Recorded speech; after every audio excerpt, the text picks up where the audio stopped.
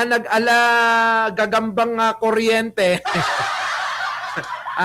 Alam nyo ho yung gagambang kuryente? Doon po pala sa Davao City nangyari. Oo.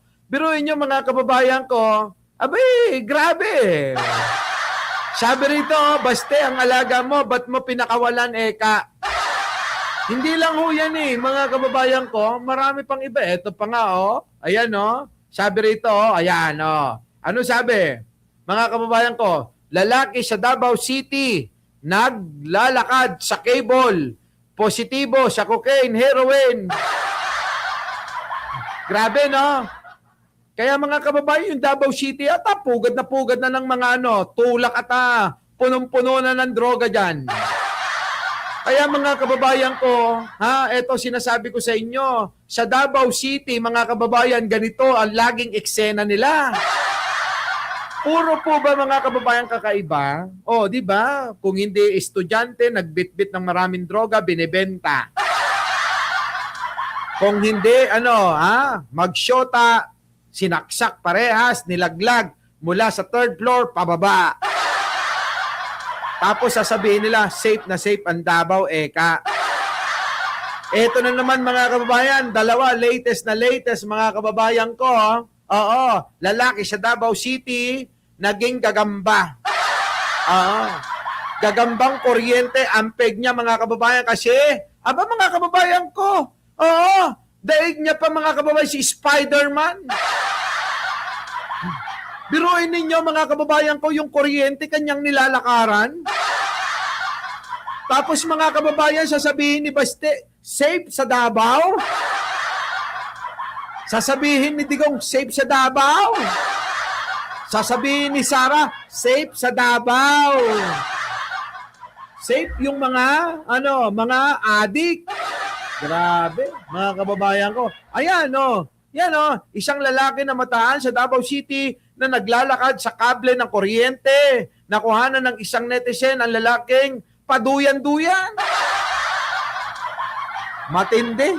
Matindi mga kababayan ko. Yan po ito po hindi ho natin gawa-gawa. Kundi po ito, talagang nakita natin viral ito. Akala ko nga mga kababayan, nako, mukhang sa lugar na naman ito ng Tondo, Manila. Mga kababayan, hindi pala sa Tondo. Kung hindi, dahil Mayor gwapo ni Cisco, Wala na mga kababayan, unti-unti nang nauubos. Yung mga dati na wala na bumalik uli.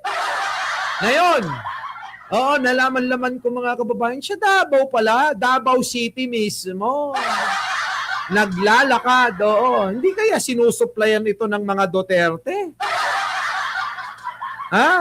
Alam naman natin na nababalita, lalong-lalo na itong si Pulong, abay nagpaparating ng bulto-bulto, tune-tunilada, hindi lang bulto-bulto, tune-tuniladang mga droga. Okay nang ina, pag hindi pa natauhan yung mga DDS dito, talagang matindi kamangmangan nila. Ayan kita nyo, sa Davao City mismo, proud na proud kayo? Hindi lang yan mga kababayan, meron pa, bagong-bago din, babae, timbog matapos mandukot umano ng sanggol sa Davao City. Putik na yan, pati bata ninanakaw. Ganyan ba kayo sa Davao? Paano ito? Babae, lalaki, matanda, bata, lahat involved sa kasamaan. Putik.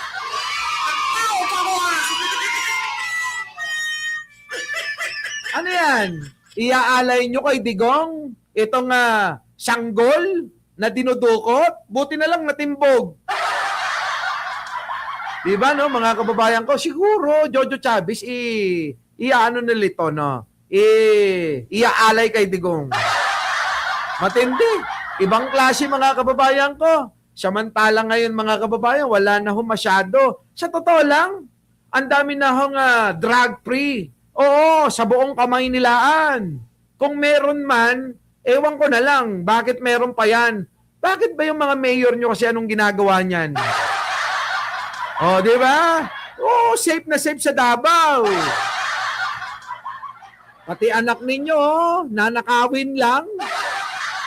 Tapos yung mga, mga droga kung saan-saan lang daw. Hindi. Ewan ko ba mga kababayan ko? Ibang klase Ibang klase. Diba? Antitindi ng mga hinayupak na to. Ewan ko kung saan nanggagaling ang lakas ng loob ng mga yan. Baka nga iala yung bata, Boss Mike. Sabi ni Norwil Abayon, Mirashi, Leo, Ron Reyes, Jesse JC. Kawawa naman, Joey Salvaboro, nako. Ewan ko sa inyo. Elena Briones, morning. Yung mga late dyan, mag-like na kayo. Nagre-reklamo si Pachuchay kanina pa. Sabi ni Pachuchay, kokonti lang daw yung nagla-like sa inyo. Yung mga DDS, alam ko, nandito kayo para matuto. Pero mga DDS, pwede ba? Konting lambing lang sa inyo. Kahit tinatawag namin kayo, tanga, bobo, mangmang, mahal na mahal namin kayo, mga poke ng ina nyo.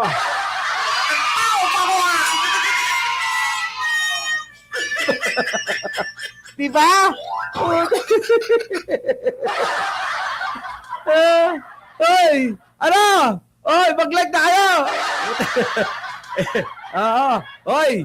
Samantalahin nyo na yung pagmamahal na yan kasi hanggang bagong taon lang to.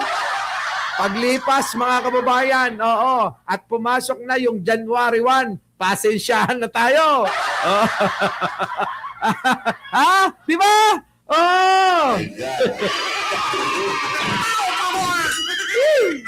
Grabe. Ito na.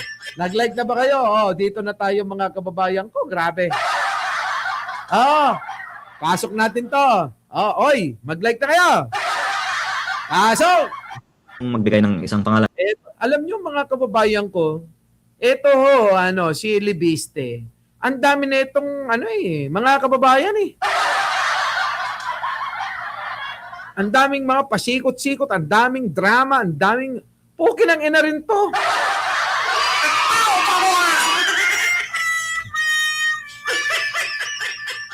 Mukhang ito mga kababayan, hindi yata napalaki ng nanay ng maayos, Sa palagay nyo, mga kababayan ko, mukhang hindi napalaki rin ni Loren Ligarda, Kasi mga kababayan, pati nanay niya, binibira. Ewan ko, anong plano nito? Ito daw mga kababayan, di umano na kick out sa eskwelahan sa Amerika dahil daw po sa pandaraya, pati exam mga kababayan, abay kinokopya. Nangongopya daw mga kababayan ko, eto. Di ba? Dami pang paligoy-ligoy yun na nga